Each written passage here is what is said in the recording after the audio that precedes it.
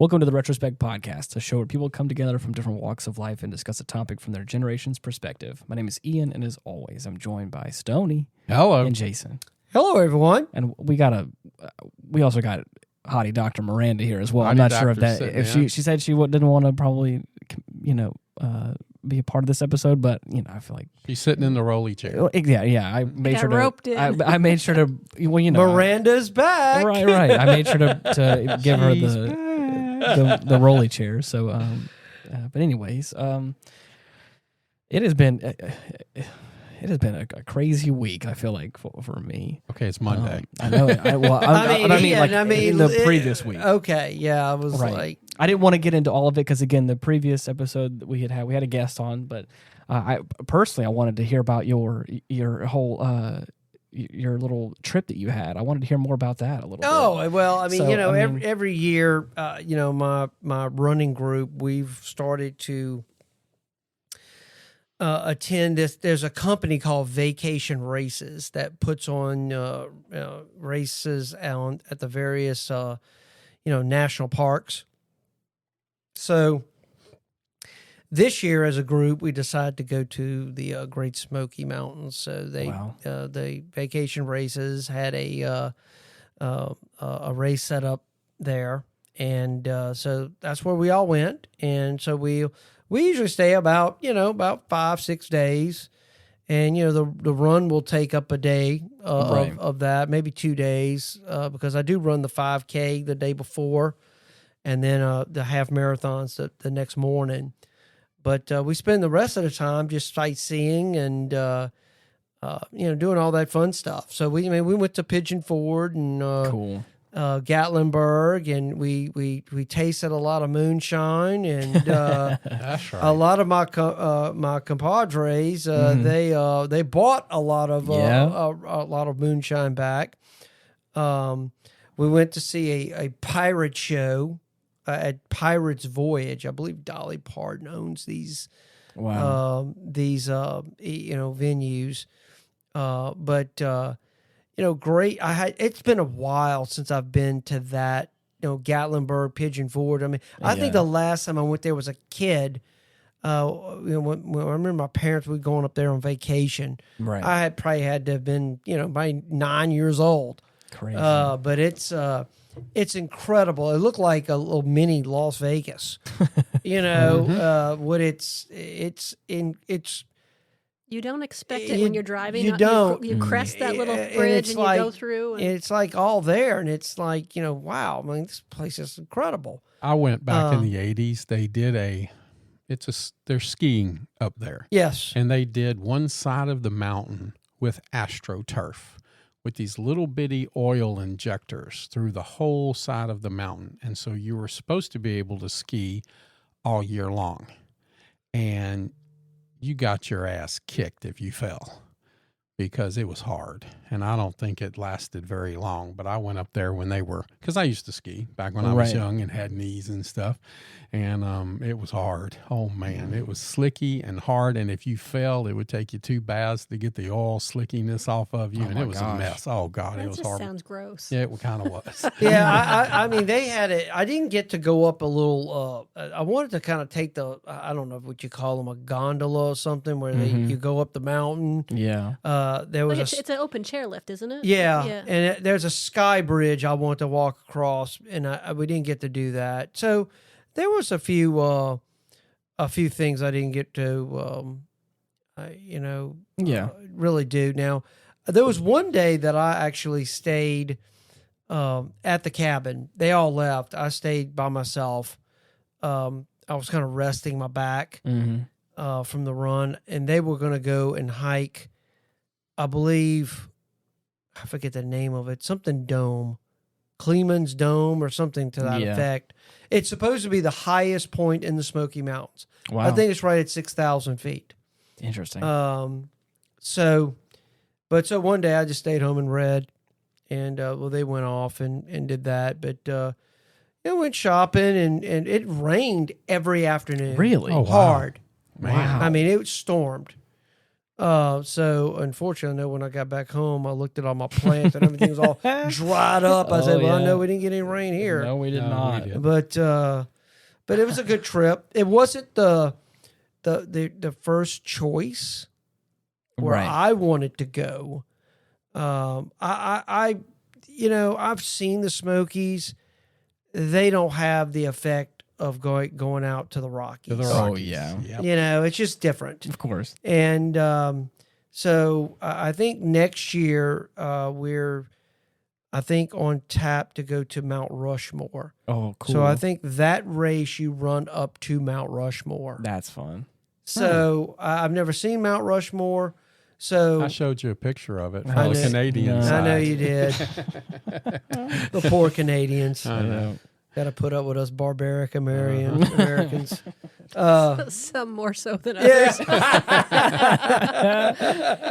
But Uh-huh. but it was You fun. got it so bad, don't you? We had a good time, and I always look forward to these trips.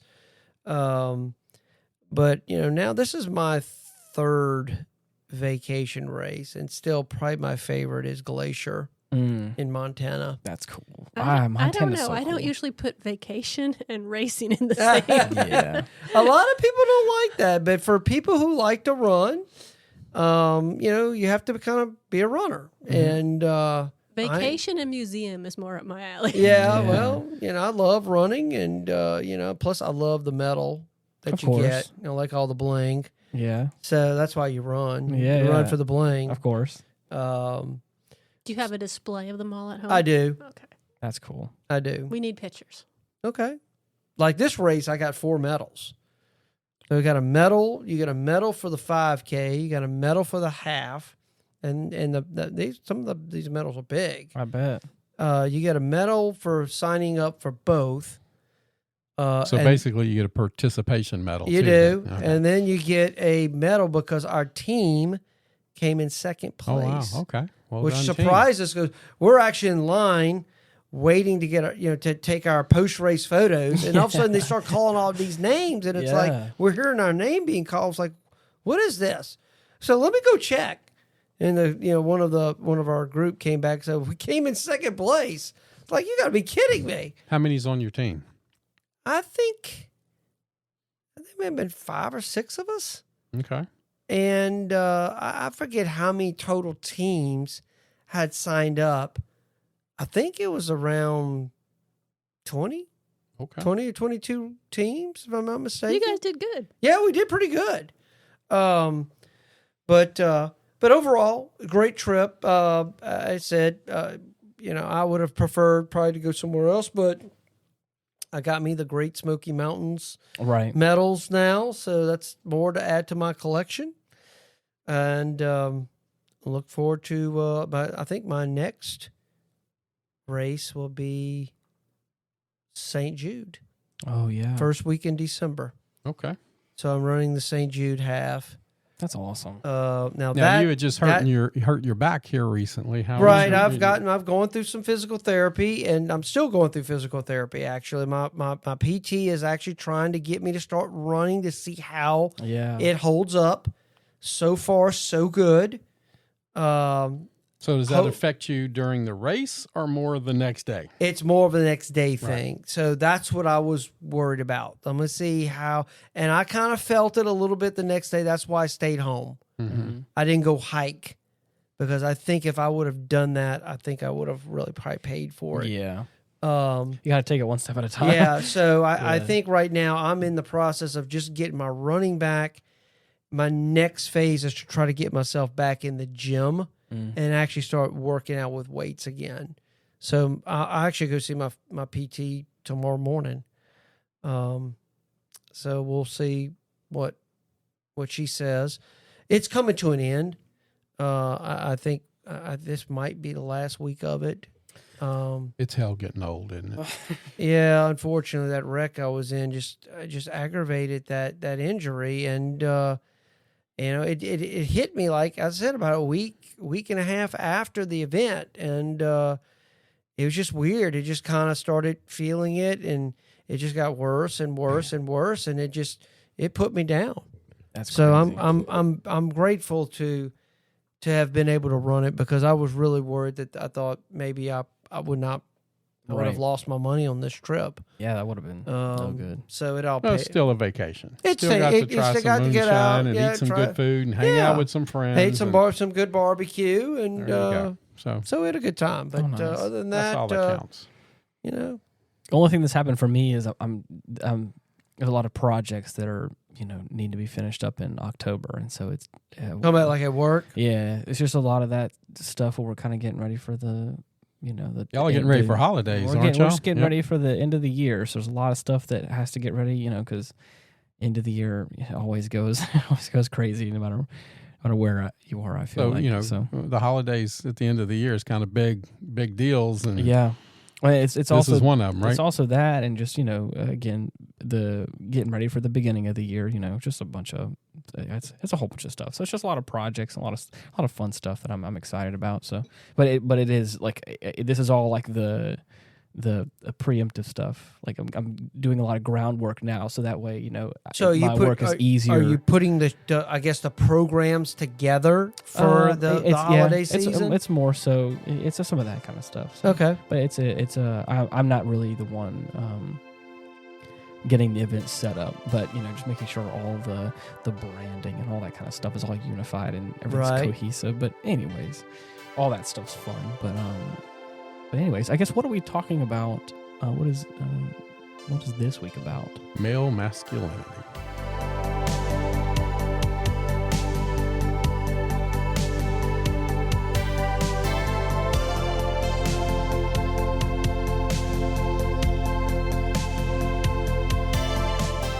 Wow.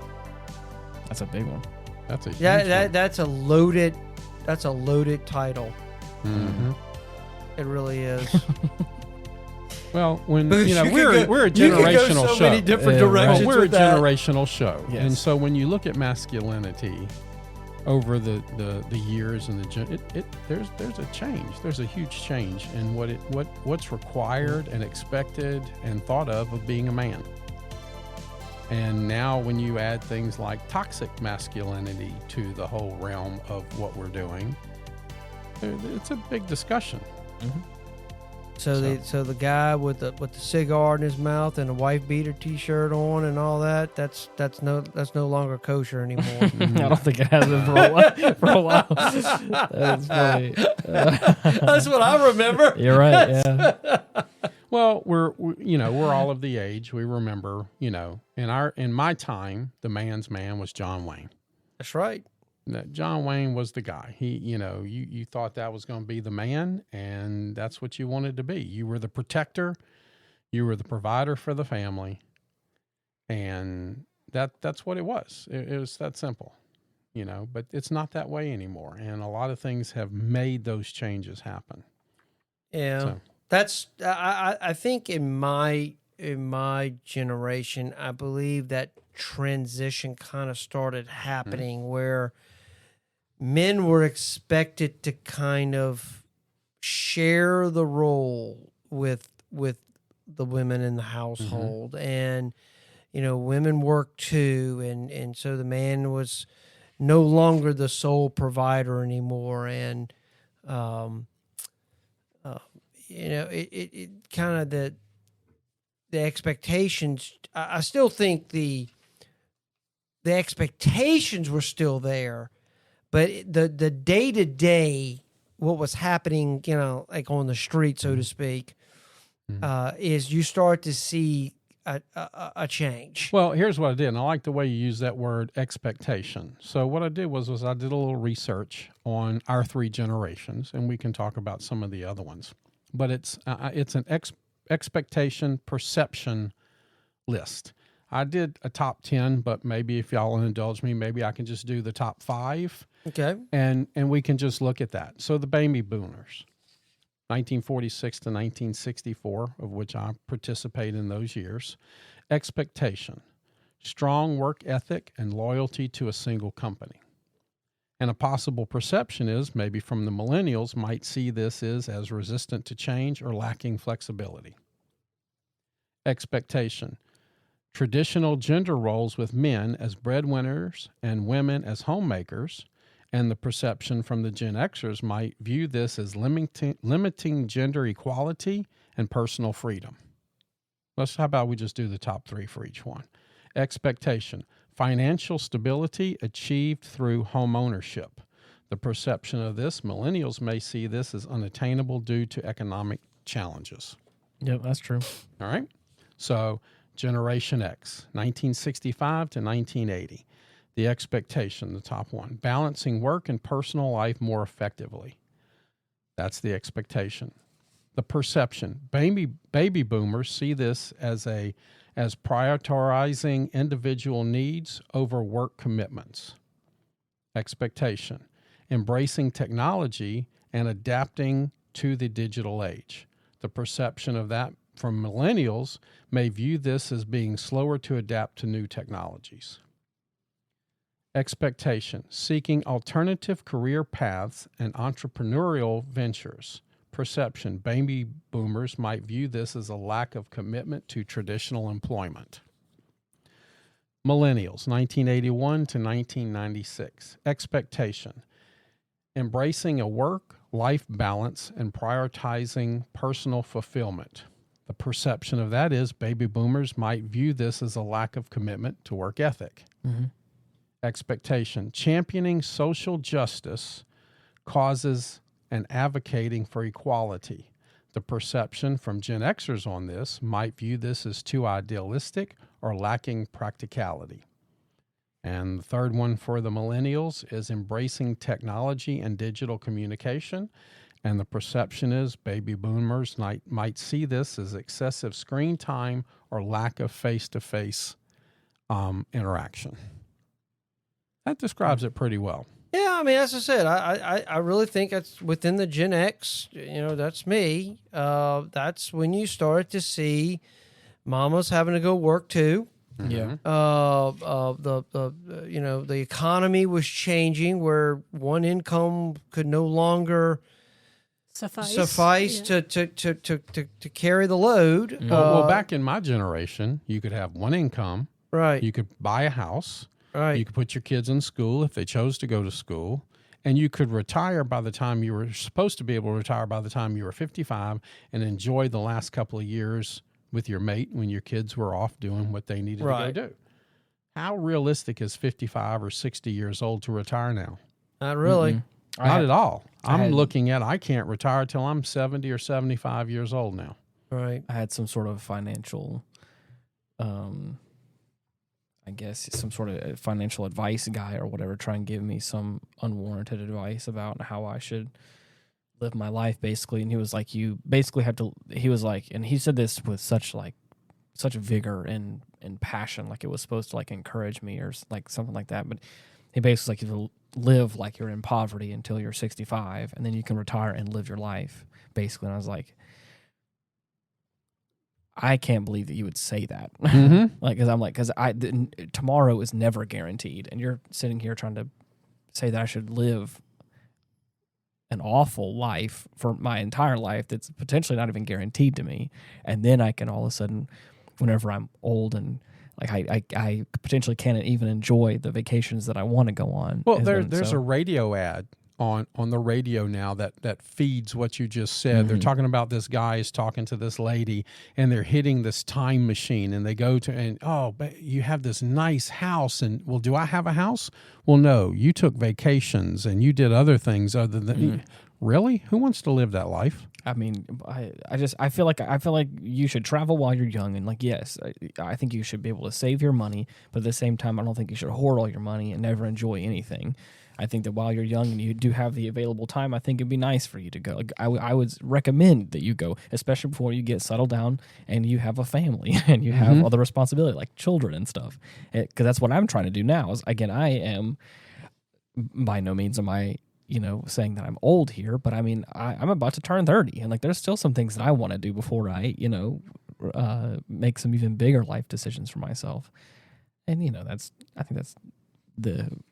Well, I'm Gen X. So. My grandparents were born in the late 1920s. Right. And, when you look at what that generation did, it was they they were the ones that all went off to war. Right.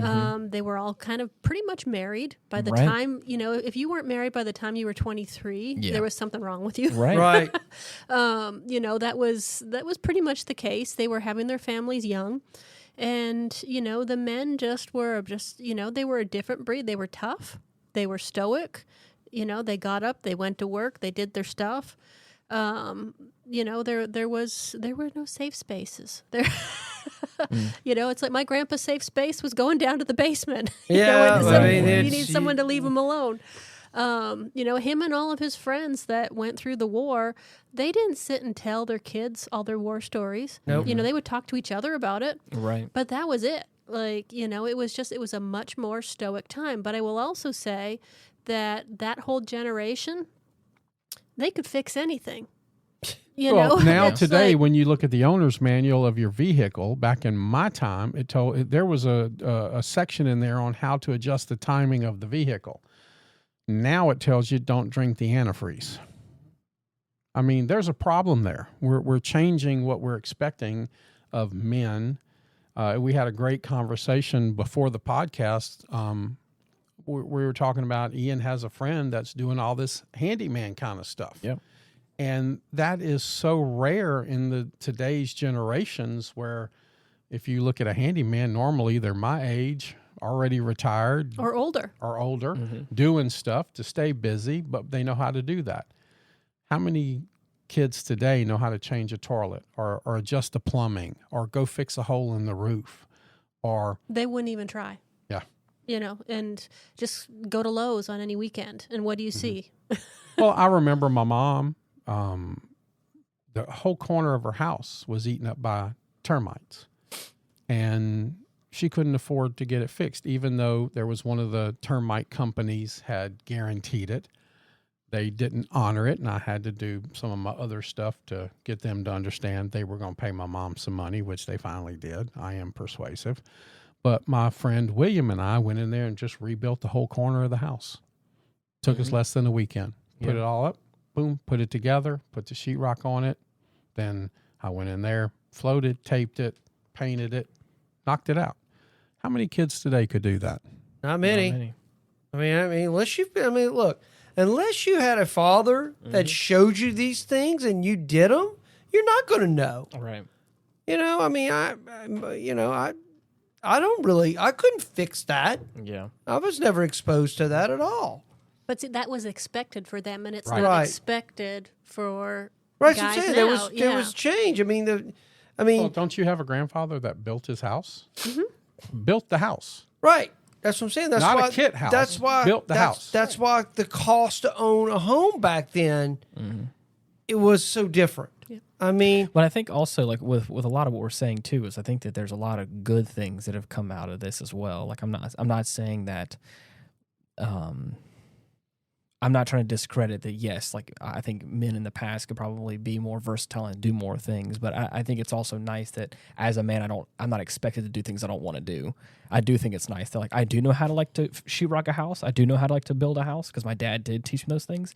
But I also like the fact that that's not expected of me because I don't want to do that. I'm a musician. And I know that's probably I'm an artist, and that's people probably think that I'm weak because of that. But it's like at the same time, like I do like the fact that I have the choice now to get my hands dirty if I want to or not, or if I want to be able to fix my own stuff. So I do think there is like some freedom that is afforded me as a young adult or a young man now that I can choose to, to do that kind of stuff. I've got some stats here. Okay. Believe it or not. You? With Yes. Statistics? I've No. got some stats here.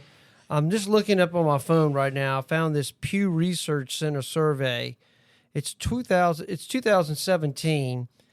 It said found out about half of Americans, 53%, say most people in our society these days look up to men who are manly or masculine, with women more likely than men, 62% to 43%, and Democrats more likely than Republicans, 58% to 47% to hold this view. About 2/3 of men who say society looks up to masculine men say that this is a good thing. A narrower majority of women say the same. Views differ more widely among party lines. Among Republicans and Republican-leaning independents who say society values masculinity, 78% say this is a good thing, compared with 49% of their Democrat or Democrat-leaning counterparts. So, And see, I'm kind of surprised by those numbers because when you watch TV nowadays, they have made it not cool to be men. And they, men are the scapegoat for every joke. Men are, if there's going to be a dunce in a commercial, it's the guy. Right. And it's become socially acceptable to subjugate or, put down men at any opportunity.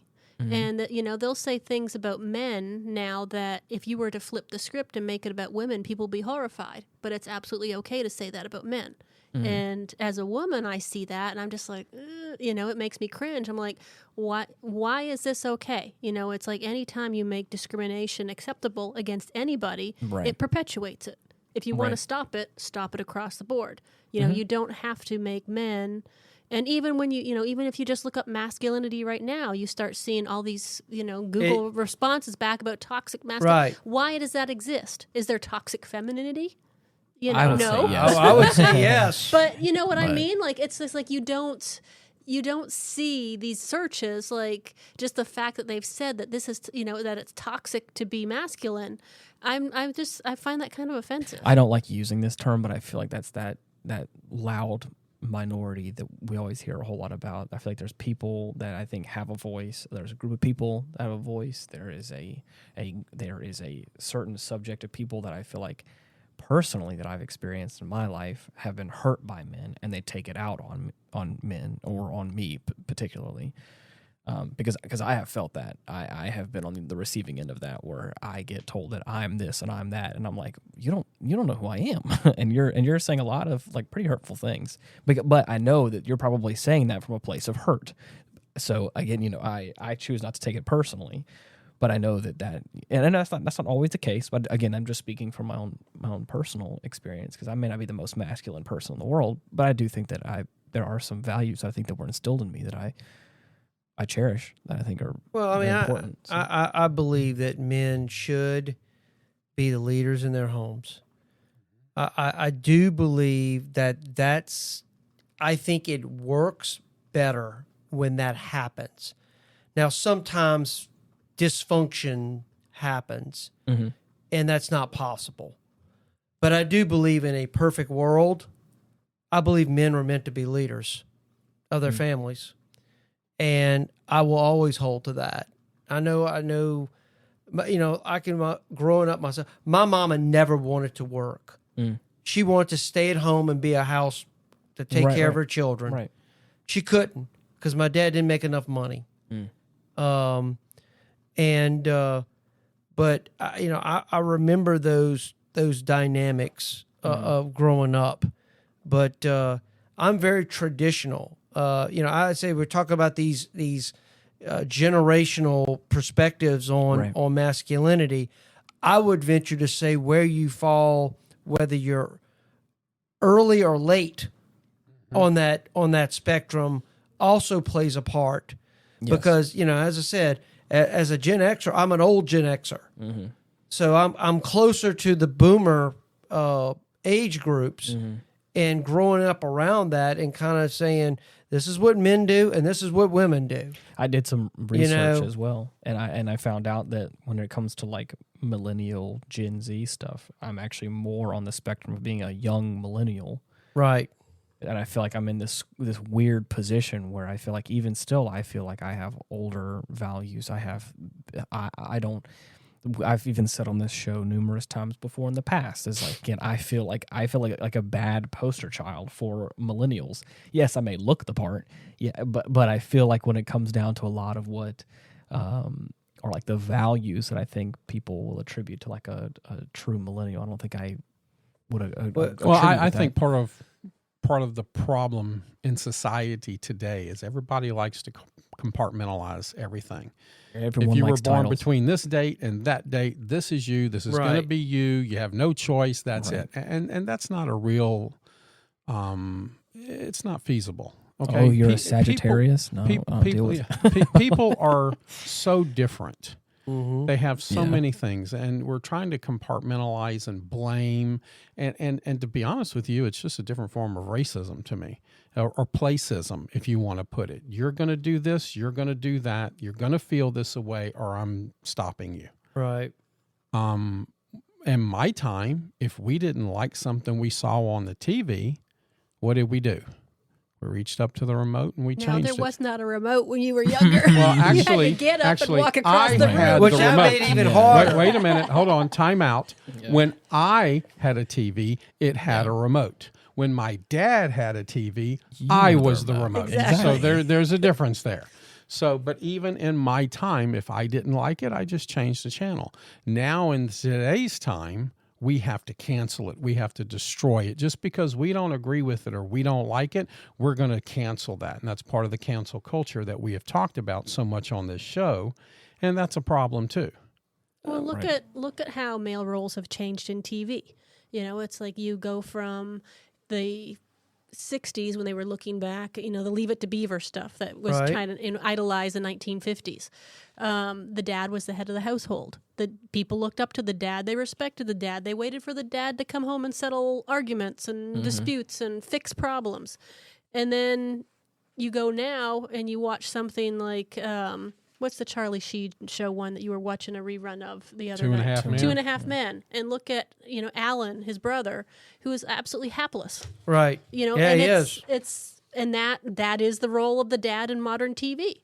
Or if there even is one. If there even Yeah. and that's unfortunately, you Yeah. know, we talked about this on one of the other episodes, is that the role of men in the family has changed because so many kids now, there's whole generations that have been raised without a male presence. Right. And that's what I was kind of meaning whenever I said before about there are people out there.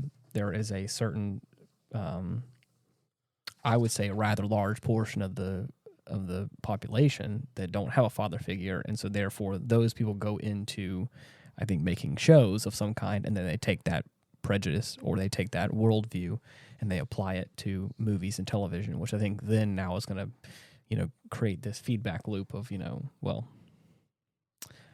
you see what's happening with all that It's now. sad. So You know, it's Yeah. sad because it's just like we've gotten to this point in society where everybody feels like they have to knock somebody down to make themselves feel better. right.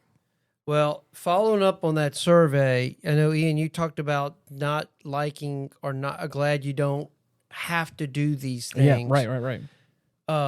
The survey also found that many men say men face at least some pressure to engage in activities that are sometimes associated with traditional masculinity. Mm-hmm. More than 8 in 10 say men face pressure to be emotionally strong, Mm-hmm. with 41% saying men face a lot of pressure in this area. About 6 in 10 say men face pressure to be willing to throw a punch if provoked. Yep. 45% say men face pressure to join in when other men talk about women in a sexual way. And 40% say men face pressure to have many sexual partners. So, I've talked about this on the show as well. Like we live in the South and football is a very big thing around here. And I'm just not super big into it. It's just not the kind of person I am. And that's okay. But you want to talk about feeling pressure to be like, you know, when you're around a bunch of guys that really, really enjoy football. And of course they're just talking their talk. Like, yes, I do. I would feel like I would like to fit in. But then when I really think about it, I'm like, I just don't really think I ever will. But also commenting on another section of what you just read, if I can be candid for a moment, there has been probably 2 different instances of this happening in my life where I have had a female friend that I've confided in, or I've had a girlfriend or something like that where I felt like I could be emotionally available in a certain moment where I was going through a tough time. And I'm not scared of my emotions. I'm pretty strong. I feel like I'm pretty in tune with myself. I wouldn't say that I'm one to bottle things up, or I hide who I really am, especially around people that I really care about. But specifically, I remember these two instances because I felt like the relationship changed afterwards, and it made me really question if I should open up my emotions to women specifically, or women that I was interested in. And I've never really thought that before, except for whenever I became emotionally available, and I may have cried about something that I thought was overwhelming, or I just needed someone to confide in, and I thought that I would talk it through with this person that I trusted. And then afterwards, the relationship shifted, and there maybe was either less respect, or just maybe wasn't quite as attracted to me in a certain way. And maybe they didn't say that outright, but it felt that way. Their body language changed. And then I was like, and all of a sudden, then it was like, you're not strong. Right. And I never felt pressure to be strong until I was like, this has changed in a way that has made me uncomfortable. And I think I realized what it was, and it was my emotional availability. You showed vulnerability. Exactly. Men learn at an early age in my generation, of course, not to do that in front of women. For the first number one reason is you don't want to be reminded of it over the next 30 years. Every time you do something wrong, somebody's going to remind you of everything dumb thing you did over the years. So you learn very quickly, not you, baby, you learn very quickly that you don't divulge stuff that you don't want thrown back up in your face. So we learn that we can talk to our guy friends about stuff, maybe a little bit differently, because we're not going to hear about it for the next 30 years. Well, So- that's kind of a fine line. Yes, it is. I think I know I've heard women say that they want to see some vulnerability, but sometimes I wonder if they really want. I think something you say you want to see it, but in reality, the evolution is telling you no, you don't want to see it. The male and the female role models and the family models are under attack in America more than anything else other than maybe Christianity. We are under attack, and that's through television, that's through radio, that's through video games. It's under attack because that makes America weak. America is strong when the male role model in the family is strong, can go to war and fight, can fix stuff, can do things, and the woman is there actually running the house, taking care of the other stuff, while the man is out protecting and providing. I've said this before with friends as well. Is I may not have like a fully traditional view as to what like a house should be ran like, but I do think that things work better together. I do believe that there is whenever. If one party is going to do one thing, I think that having the other person do so. Like if the woman's going to be like the stay at home and is going to be the one who's going to take care of the house or has to do whatever, or is going to be a more of a disciplinarian in a certain way, I do feel like there has to be some sort of balance because I think that's the beauty of it all. I think that there is I don't think life is absolute. I don't think there has to be a black or a white. I think there is a lot of times where life works better whenever there is some sort of middle ground of meeting in the middle of some kind. And so, I think a lot of times I think unfortunately a lot of this just gets caught up in the term of power and who's lording over what. Right. It never was meant to be that way, or even I'm not saying that's the way it works. Sometimes in practice, I mean, there's someone that's the head of the household.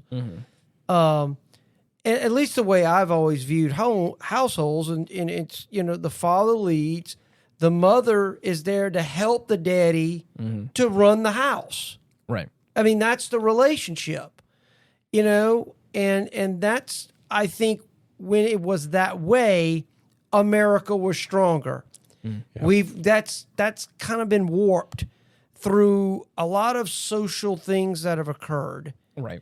And or like we said before, a lack of a father altogether. So but the thing is that's the social construct. That's what I'm saying. But see, things happen to cause divorce rates to start going through the roof. Right. You can sit there, and there are a lot of studies on how all this happened.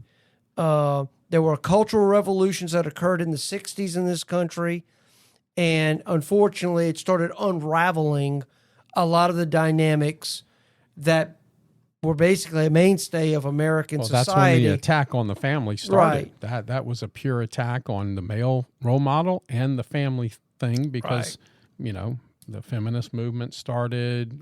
That started to happen in the 70s. But see, like even still, like like I said before, I feel like there are some.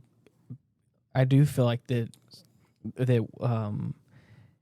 moving in the right direction. Like I mean, women having the ability to having more freedom to make decisions as well is a good thing. But it's whenever it goes super far into the other direction of like now we have to be evil towards men in a certain way, or they start to look at all masculinity as quote unquote toxic masculinity, where it's like that. I think we're going too far now, where it's like I think that there is some sort of middle ground where we can both be independent. And, as I said, right, you're right. If you have the head of the household, the mother is there to help. Yeah. In essence, accomplish the mission of raising the children and doing the things to make the house run. Right. That's how the dynamic should work.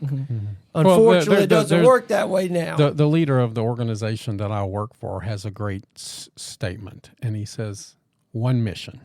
That's right. It's a mission. One mission. And that's what I love about Hottie Doctor. Wait, the lovely and talented Hottie Doctor. The one and only. The one and only.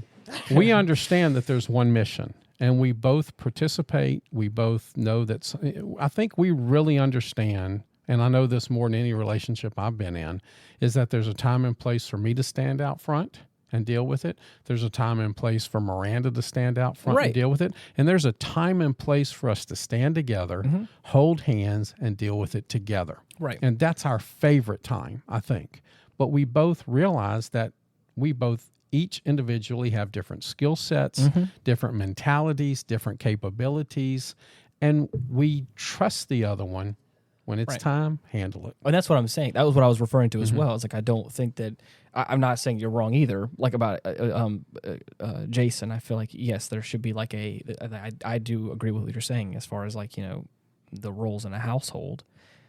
And then exactly what you're just saying there is reiterating the point that I was making, Stoney, about the fact that you are different people with both different strengths and weaknesses. And if one person needs to take a step forward to help achieve that goal, that mission, like you were talking about, I feel like that is a healthy balance of like, again, there is a little bit of both happening here. And instead of like, again, like Jason said before, it's like one lording over the other and it being this kind of like my way or the highway kind of thing, where I think that's more in that aspect of like, I think you're leaning too far to one side, and I feel like there needs to be some sort of balance. Well, the time that Jason's speaking of was actually a really great time. It was pre-war, post-war, and in the middle of the war when you lived a couple of houses down from your grandparents. You moved down a couple of houses from your parents. Everybody kind of stayed together because the understanding was it takes a village to raise a kid. When World War II happened, the men were going off to fighting. Who was left working in the factories? The women were. So the women got this understanding of having careers and making their own money and being part of it and taking care of the whole picture, not just part of the picture. And then the social construct changed because now people with money decided we need to destroy the family and keep these women working. We're going to pursue their endeavors now, and we're going to build them up, and we're going to destroy the family to do that, because if the family is going to still be number one, then we cannot do that. And women said we just want to do our thing. Well, the pendulum swung. The pendulum swung from one extreme, and now we're at the opposite end of the other extreme. And it was like my mom got married in 1974, and even in the 70s, she could not get her own credit card without her husband signing for it. She could not open up a bank account without her husband signing for it. And so you understand where that movement came from, where women wanted some autonomy. They wanted to know that, that they could do what they needed to do. And, that really started in the war when all the women, were kind of recruited into taking over male-dominated jobs when the men were off fighting. And then when those guys came back, They were pushed, they had that taste of freedom and that taste of accomplishing something and creating something and or having they lost jobs. their husbands Or they and lost couldn't their get a credit husbands. card Right. because they weren't married and felt the pressure that I'm going to have to get married again just to have these things in my life that I want. Right. Mm-hmm. And But, I get that. It swung too far in the opposite way. Right. And that's kind of the problem where we're at in society now. And it's, and that is the sad part, and it's, all of us. Question is how you reel that back. That's what. Well, it's a pendulum, and it's going to go back and forth. The question is, though, what causes the pendulum to come back? So you're saying the pendulum swung because of all the current the things that were going on, not being able to get a credit card and that kind of stuff. So what's the pendulum to bring it back? Well, the pendulum to bring it back is that commonplace Americans are going to get tired of being told what to believe, what to do, and what to cancel. And they're going to bring it, and I think they're going to leave it in more of an even state, but we're going to get tired of people telling us what to do. I think that there'll be some pushback right now. We see so much politics being pushed down our throats in regards to the sexual agenda and what is a woman and what is a man. And, it's like chromosomes don't count anymore. No. Chromosomes Well, they don't always count. say And follow they the should. science. But I think that people are going to get to the point where they're fed up because they disagree with their children being indoctrinated with all of this kind of stuff, and at some point somebody's going to start drawing the line in the sand and saying, "Nope, we've had enough. We don't want these flags in our schools. We don't want our kids exposed to this kind of stuff. If they want to, when they're 18, if they want to choose to do it." Let's go for it. But I don't think we should be sanctioning gender-affirming surgery for minors. And I think people are getting fed up with that, and that plays a role in how these genders are discussed in the mainstream public. I think it's an attack. I'm sorry, it's an attack on the family, and the way to do that is to destroy the genders. It's a pure, simple attack on the I would families. say, I've mentioned this before. I mean, I think that's what I'm saying. This trans movement is part of that, and it's just I worry about the long-term psychological consequences. If I can to this country with allowing this, we've decided to go down this rabbit hole. We have, as society, because we can't seem to help ourselves. But there's consequences to this stuff. It has made us weak. Because you think in Russia or China or India or any of these other countries, you think they're practicing any of that stuff? No, they're not. I think it's only in the West. A big thing that's going to be happening, I think, to bring it back around to what you're talking about, like the pendulum swinging again, is that I have a lot of male friends that are younger than I am even, and going into their early to mid 20s now, and they're trying to look at partners, and they're fed up with I guess with the role that they're being told they have to be, and they're not living, or they're not going to stand for it. And so I think that in the next few years, I think that there is going to be a large majority or a sizable amount of young men that are like, this isn't what I want. That, like, this relationship that you're saying that I have to be like, this kind of man you have to say I have to be like, and I'm going to do it this way.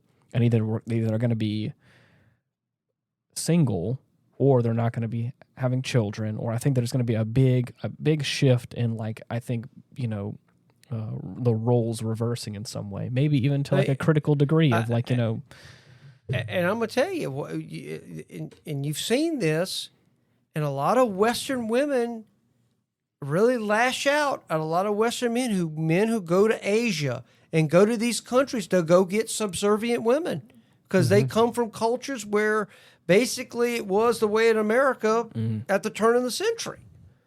And that's why they're doing it, because I can be the role that Right. I'm meant to be. I'm meant to be the man, and the woman's to help me. That's why they're doing it. This is what this backlash that's starting to happen, and I'm telling you, it's just going to get worse, because you keep saying in a couple years it's going. I think it's going to even go deeper down the rabbit hole with this stuff. I really think so. do. But I'm just talking about like even just a lot has happened even in the past 2 or 3 years with this discussion of like sexuality stuff, and I just feel like the further we go down this pathway, I feel like at a certain point the government's going to go, oh, we're kind of running out of population, or our population isn't growing, because either the men aren't in relationships that do want to procreate, or there is a large number of people that can't, or, and that may be okay. There may be a high adoption rate or whatever, but at a certain point, I think that someone's going to be like, we're going to start focusing but you on... see, you hit it right there, and it's not just the government. It's BlackRock and it's Vanguard. And when you look at the CEO of BlackRock has an interview and says, we're pushing this agenda. We forced Bud Light to do this. We forced Disney to do this, but they're also the largest group that is going for citizen control and killing off the population. This is an intentional attack on the family to make the family and men in America weaker. Yep. So that they can go after the population control that they want. This is I'm sorry, the government's just a tool. It's just a tool for the ultra rich. wealthy, Right, who are trying to push their agenda and destroy off the population and do this and do that. Ian, you said it right. This is exactly going to adjust the population, and it's by design. I never said I was going to adjust the population. I'm not saying that they have CEOs that are having this nefarious goal to control the population. That's not what I'm I'll saying. send you the video. I hear you, but I think that all things are going to come to an end, and I think that all things are going to be a fad in some capacity, like they always are. Some things stick around, some things change, but then some things feel, and I'm probably people are going to get upset with this, but I feel like this is the next popular thing. But also, the Roman Empire said that when the exact same thing was happening to them, and by me saying that, I'm not saying that America may not fall. I never said that. Mm-hmm. What I'm saying is that I think that this is one of those great filter moments where we could really push through this, and this could be a fad, and we look back on it and go, man, remember the 2010s to 2020s? That was a crazy time, and look at us on the other side of all that. And I don't know. Or this can be the thing that is going to bring us to our knees, to where it's like you're saying, some sort of people are going to probably capitalize on this, and they're going to try and control the population, or something may happen. I'm not saying that's not going to happen either, because it may. And then, of course, before you know it, we're going to be in this spot where, they're going to try and probably control the population, and there's not going to be any left. But I don't know if we can come back from where we're at, to be honest, because it's like when you start looking at what the science is showing, testosterone levels have dropped. The average 20-year-old male right now has a testosterone level that a man in his late 50s and early 60s had. Right. So our testosterone levels have plummeted. Sperm counts they're down like 80% or some abhorrent kind of number. Overall fertility rates, men and women, is dropping by 1% per year at this point.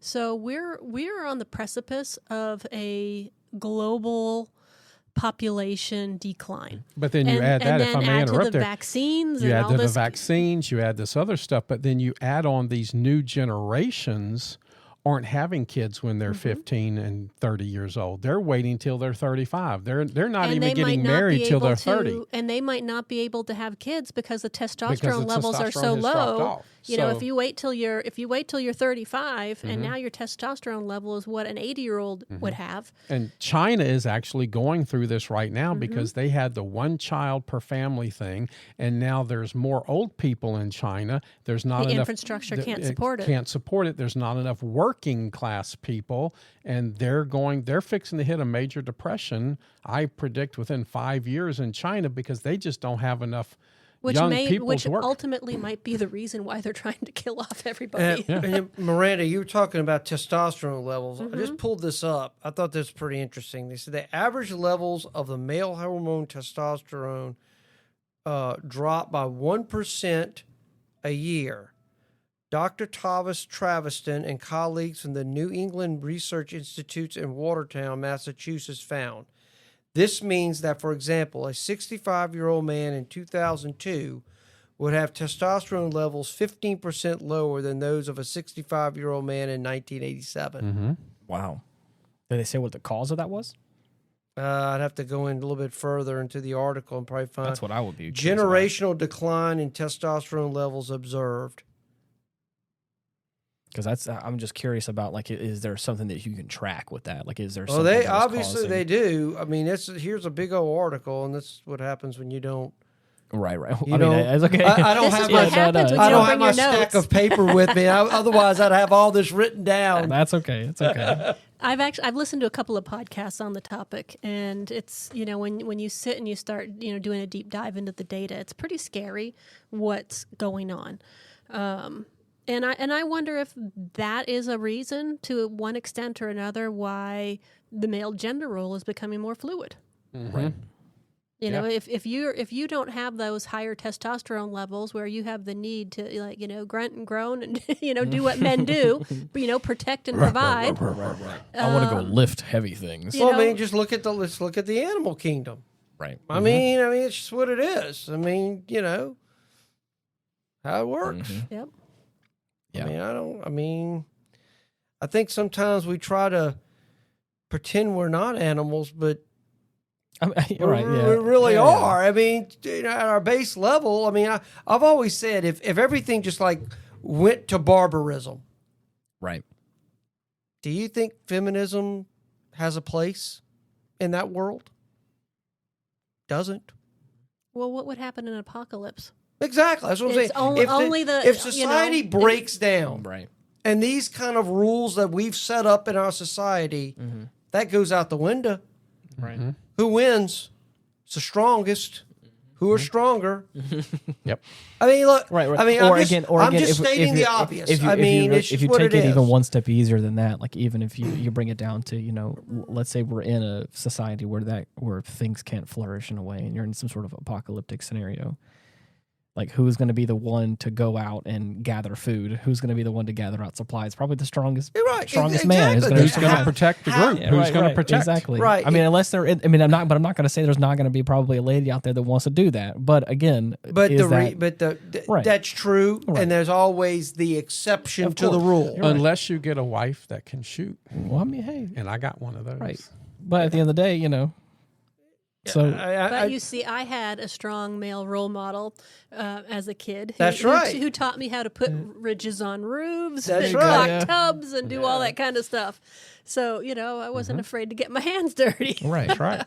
And then with that, like I said, I did have a father that was a bit of a handyman as well, or at least a guy that could fix things himself. I know your dad. He could get shit done. He could get shit done. Now the problem is that he didn't, and I think I inherited this from him as well. He is a bit of a perfectionist, and he likes things his way. So a lot of times he did get things done in his time. So my mom did get a little upset. She's like, "I want it fixed now, though. Can we just pay someone to do it?" And he's like, "I can fix it." I told you I'd get it done. You don't have to remind me every week for the next 13 years. Right, exactly. Okay? But the problem is that he did take a while. You know, I'm sorry, Dad. But the thing is, like, but with that, he did also, I think, instill in me some things. I think both my parents did instilled very great values, as far as like from either side of the parenting coin.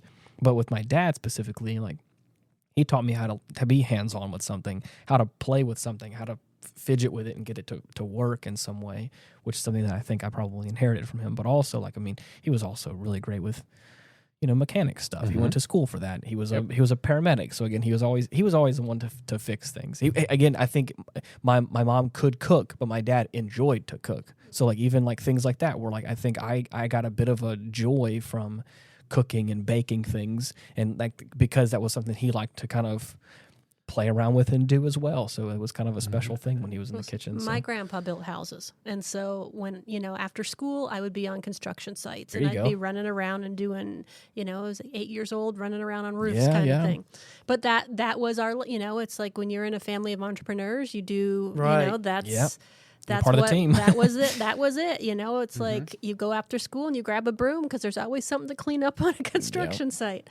But I remember being a kid, like maybe younger than Magnus, 10, 11 years old, and my mom had bought all these window blinds. And she was like waiting and waiting for somebody to come and, to hire somebody to come and hang them up. And I just went and hung them up. And she came home and she was just shocked, like, you could do You that? did, you did that? Yeah. Because she wouldn't have even thought to do it. Mm-hmm. And that was a generational thing. Yeah. Right. That's not my Whereas- job to do Yeah. that. Right, I right. mean, There was I used to work for a lady. She was an acting instructor. And so she was a theater thespian. She did a bunch of stuff, more so on camera and stuff like that. But she came from that generation where she was going to hire out somebody to like do some work around the studio. And then when I was hearing her discuss it, I was like, I was already getting paid to be there, but I had finished up the job that I was doing, and I was like, I can do that. Like, it was things like changing out light bulbs to certain fixtures that were a bit weird. There was a few things like she wanted to hang up some stuff, so she needed to use a drill for things like that. Like, Right. my dad has taught me how to do that kind of stuff. I know how to work around with that. And it was the same sort of conversation. Like, whenever I had said that, I was like, I could do that if you would like me to. I can stay an extra hour or so. And she's like, you could do that? And I was like, yeah, it's not rocket science. And she's like, well, yeah, let's do it. And so same sort of thing where it was kind of a surprise of like, oh yeah, you can do that. So, but anyways. I think that as our society has advanced and the more comfortable we've become, I think that has been a major factor in the redefining of roles. Mm-hmm. Because the fact is, nobody really, in some parts they do, but the idea of having to go work on a farm, Yeah. Right. Most people, either they're working at a factory or a store or at a company, and it's basically jobs that anybody can do. A man or a woman can do those jobs. It's only jobs that require the exertion of physical labor Yep. is where you start to see those kind of that demarcation Right. start to happen. A Just big- simply because yeah. nature kicks in. A big thing is because we live in Louisiana. A big thing is like there's a lot of money and a lot of jobs being welders and Yeah. being welders for plants and also offshore, like Right. in the Gulf. That's a big thing. The Gulf of Mexico and oil rigging and all that kind of stuff. And the petrol industry. It's like it is a big thing that you can get a lot of money, but it's also like a high risk job. Where like again and whenever I was going through high school, there was a handful of guys that wanted to be blue collar workers and get their welding certificates, and I was like, hey, more power to you. I don't want to do that because they were like, I'm okay if we work turnovers at a plant because they're like, it's fine. I'm just gonna get more money and it's whatever. And you can do that while you're young. Exactly. So and I was like, wearing you know on what? you after time. And I was The like, that's fine. professions have changed So, themselves because it's like yeah. when we were all kids, probably half or more of our teachers were male. Now you're hard pressed to find a male teacher You're right. until you get into high school. Right. And, in university, probably up until at least the mid 80s, the majority of the students there were men. Now the majority of university women. students are women. Yep. So the tide has turned. And, it's just like until that pendulum swings back where things are relatively equal, it's, we're going to keep creating these discrepancies. And it's just going to perpetuate problems. Well, but you see, everybody wants equal in their own fashion. Okay, when the feminist movement came out, well, we want everybody. You're going to have half your top executives are going to have to be female now, and you're going to have to pay them the same exact amount of money. Okay, well, then why don't we go and do that across the board? Half the welders now have to be women too. Half the garbage collectors now have to be women too. Half the bridge builders now have to be women too. Half of the bricklayers now have to be women too. So you can't just pick and choose where you want that equality. If we're going to go for equality, it needs to be from top to bottom, and from bottom to top. Everybody needs to be equal. But I think it's more so just I get what you're saying. But I think it's more so just the equality of choice. Like if there is a woman that wants to be a bridge builder, I think that she shouldn't be discriminated against to like you can't work here. Kind of if thing. We're going to dictate that you have to put the top executives, half of them must be female. We're going to dictate across the board from top to bottom. You're right, and that's not what I'm referring to. Like I hear what you're saying, and you're right. That I think it's wrong. I don't think you should dictate and you should force anything that's not that people don't want to do. But I think the same thing happens for men as well. If men don't want to have to work in plants for the rest of their life, I don't think they should make the fact of the matter, those kind of jobs, generally men are going to do those jobs. It's just because of the natural, It's like nurses. Why do more women become nurses than men? Men's brains, there is some science behind the idea of men's brains are wired differently than women. Women are more wired to be nurturers than men are. Men are more attracted to things. Women are more attracted to people. Right. It's just part of the nature of things. As always, are there exceptions? Yes, there is. Right. But if we're looking at the whole from a macro perspective, right, there's just more men that are going to go work in a chemical plant, right, than a woman will. Just how it is. More women are going to become teachers than men. Why is that? Because you're interacting with children or you're interacting with people. Women are more oriented toward interacting with people than men are. We're more interactive with things. We're tinkerers, I feel. We're tinkerers in many ways. That's why there are more men engineers. Right. Than there are women engineers. I think that's changed over the last couple of years. I don't know if still the overall numbers are. Here's a pool of people, give me a percentage of people who are going to be this, the numbers are going to be skewed. Of course. Well, you also go into what you know and what you're exposed to. So, it's like you're much more likely to go into engineering if you know an engineer. It's like if you grew up, with a bunch of shipbuilders, you're probably not going to go into engineering. You're probably going to go into shipbuilding. Right. And, and unfortunately, when you're not, if you don't have somebody that's giving you a lot of good guidance when you're picking out what you might go to school for or what trade you might go into, you're going to pick what you know and you're going to pick what you're exposed to. Right.